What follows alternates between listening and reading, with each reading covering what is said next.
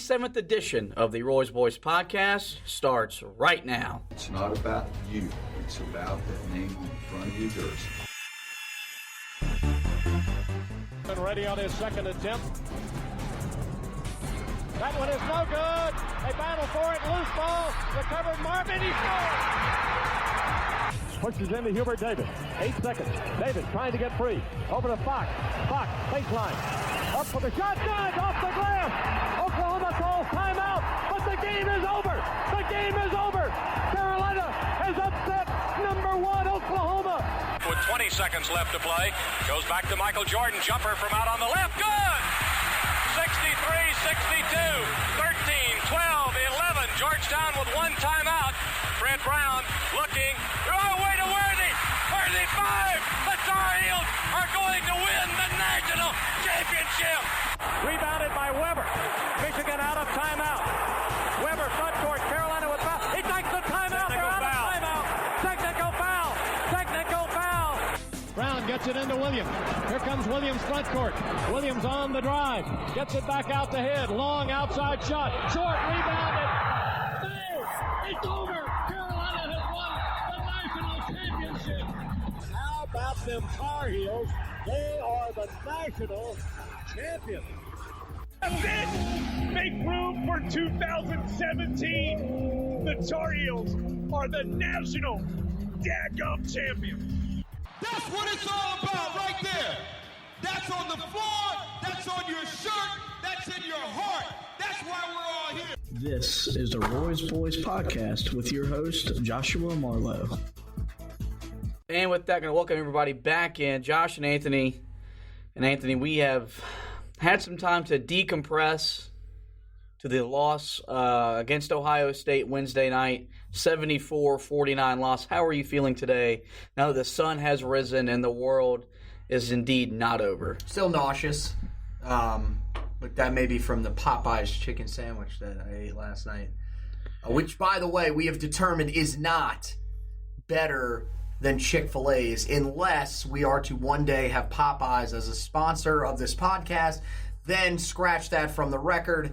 Popeyes is, in fact, better. But, still, I guess the word I would use to describe where I'm at is kind of lost with this team of where I'm thinking they're at. I don't think that this team is as bad as we saw last night overall, but I don't think that this team is as good as we thought it could be in the offseason. There are a lot of question marks. There is reason to be concerned with what you've seen. Don't let the people that say, well, this is the early season North Carolina Tar Heel way over the last few years. This is different. This is definitely, there's a different feel with this team than there has been in the past. Something with this team is just not the same as those other teams. So, yeah, I mean, I think that there's still a chance, like, look, okay, after last night, if anybody listened to the podcast and you were thinking, oh, man, these guys are basically saying, like, we're not going to make the tournament. That's not what we're saying, okay? This team will improve as it goes throughout the season. They are going to get some guys back as they go throughout the season that will be able to help create a deeper bench, maybe bring a little shooting. But at the same time, this team is one that is going to continue to struggle shooting the ball. They're not going to be a good shooting team. We just know that. And that's going to lead to a lot of low-scoring games. And that's going to lead to a lot of close games against opponents that maybe in years past you wouldn't think should have been so close, but this year will be a lot closer. Yeah, no, everything you just said, spot on. Appreciate it. That's why I'm the co-host of this podcast. So there we go. You used the word lost. My word right now is I'm unbelievably frustrated. And it's November, very rare for me. I don't mind losing games early in the season. I've gone on record in saying when we went to Battle for Atlantis, they need to lose because that's how they learn. Roy Williams does much better with teams when they lose games as opposed to just building off a lot of success like last year's team that won 16 ACC regular season games. Carolina needs to lose. It's the fashion and how they've lost, which has frustrated me, and then the way in which they've won, which in some ways has left me even more frustrated. We've got a lot to do, though, today, and we're going to start with the opening tip. This is the opening tip. And if you thought the opening, we were done talking about the Ohio State loss, in fact, we are not. In case you missed it with what happened Wednesday night in the Smith Center, that 25-point home loss, biggest home loss under Roy Williams, and the largest home loss yet, all the way back to 2003 when Duke came into the Smith Center and blew out the Tar Heels and effectively ended any chance of our guy Matt Doherty returning as head coach of Carolina basketball. So that just kind of shows you that, A, how rare does Carolina gets beat this bad at home. There are numerous other blue blood programs that have had these kind of losses in the last now 16 years since Roy Williams comes home. But it also it speaks to really just how good Ohio State is. That team is going to cause problems in a loaded, top-heavy Big Ten. They have the makings of not only a second weekend team in the NCAA tournament, they've got Final Four potential with how they defend and compete defensively, and lots of credit to what they did coming into that environment and winning the game that easily. Secondly, Armando Bacot has a sprained ankle. Roy Williams expects him to miss some time. We saw a post on Facebook from his mom saying that there's a lot of swelling that has gone down. He can move his ankle and do some stuff with it.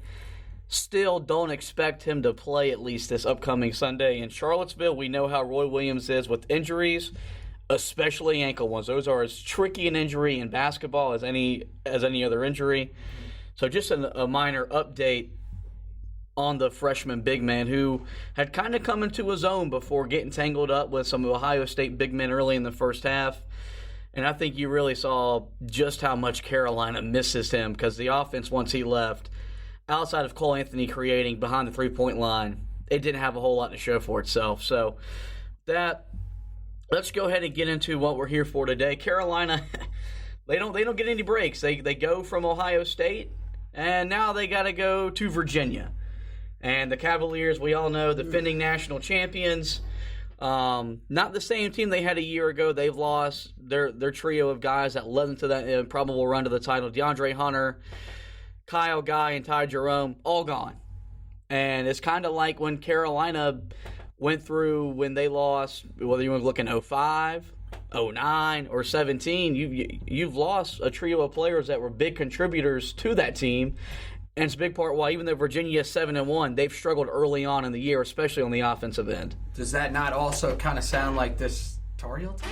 Well, I was wanting to stick with national championship. Well, it makes sense, but what I'm saying is that they lost almost as much production as Carolina lost. I think maybe a little less with some of the guys that stick around, mainly because of Mamadi Diakite coming back, who is their leading scorer so far this season. But yeah, we watched a decent amount of their second half against Purdue and were pretty shocked with how bad they were offensively. Don't get me wrong, they've never really been great offensively, but isn't that more just because they didn't want to be? I'm not going to say they didn't want to be great offensively. They didn't want to score that many points. That wasn't their style of play, was to get down within 5-10 seconds of the shot clock, get a shot up. Their offense was to drain clock, but the thing was, they always had guys that were able to knock down shots. Kyle Guy could knock down shots just as well as anybody in the ACC. You talked about DeAndre Hunter and what he meant to that team. And now, yeah, I think you look at them offensively, they are a shell of what they were last year, which is good news for the Tar Heels. But the bad news is that, look, since they're not scoring on the offensive end, they have stepped it up somehow even more on the defensive end. And, I mean, look, they let up 69 to Purdue. That was a 29-point loss. Granted, it was a road loss, but that's their first of the season. I think that, they'll start to hear some of the rumblings that, maybe this team really is going to have the drop-off that we expected. Maybe that's the first sign of it.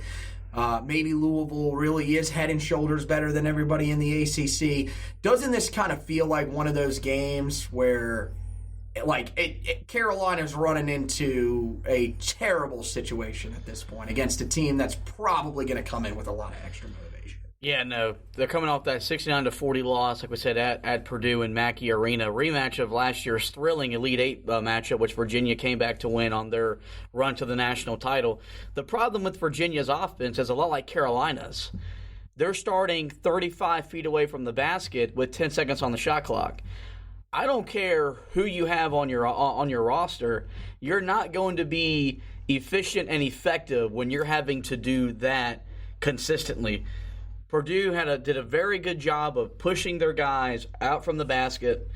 Virginia's never really had a guy that you could really put the ball into the post and run offense through them. Their big guys are kind of stand around and shoot mid-range jump shots. Oh, they had one of the guys I absolutely hated playing against, Anthony Gill, but was still more of a guy that could face up and score. Oh yeah. And look, this is a team that they got 3 guys in double figures, but one of their guys, Braxton Key, he's on the sidelines. Your other 2 guys, Mamadi Diakite, 13.4 points per game, and Jay Huff, 10.4 points per game. This is an offense that's averaging 53.2 points per game. There were 353 schools in Division I college basketball. That is 350th in the country. Yeah, that's not good. We found a team that struggles to score the ball at the same level or even more than Carolina does. And so I think for Carolina, when you come into this game, they've got to have the awareness defensively is you've got to be able to run them out of their spots on offense. It's possible that you can get them out of rhythm, out of flux, out of position, and really make this game, it's got to be ugly. Because your offense, especially with Bacot out, is not going to run the way you want it to run. Not with all the other injuries you've got, a freshman point guard, and you're asking a lot of 2 grad transfers that haven't transitioned well into conference play. And that's where we lead with Virginia. They've been good enough and well coached enough that even though their offense isn't great and it's not a lot of fun to watch, they've dug in even more defensively. Yes, they haven't really played anyone great, but they're allowing 43.9 points per game. That's best in college basketball. They've allowed 34 points to Syracuse in their season opener, 26 points at home to Maine. I mean, I know Maine isn't great, but 26 points in college basketball. Yes, still better than what State did. Beat you one team in the ACC. But their defensive percentage, 31% from overall, 28% from 3. They're getting the job done. Number 1 in defensive efficiency. Can you tell me who number 2 is? Number 2 is Ohio State. We knew that. So that's a death race back-to-back right there. What a gauntlet. So it's going to be a challenge offensively for Carolina. We've seen Carolina go there 2 times and score less than 50.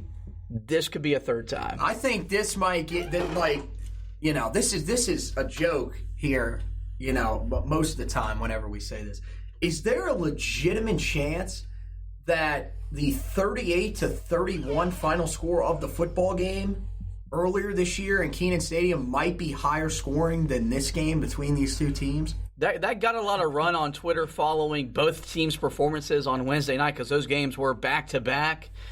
It's not going to happen. Is it possible? Yeah. With how bad both teams are shooting right now, I think, yes, there is a very small possibility that could actually happen. The beautiful thing is basketball is a game where both of these teams could come out Sunday night, light it up, and be feeling it, and you get a game in the 60s or 70s, and you're not feeling so bad about Carolina's offense. And I think that's the problem as we sit here in early December is you've played 7 games. You've yet to crack 80. You've yet to shoot 50% from the field. You are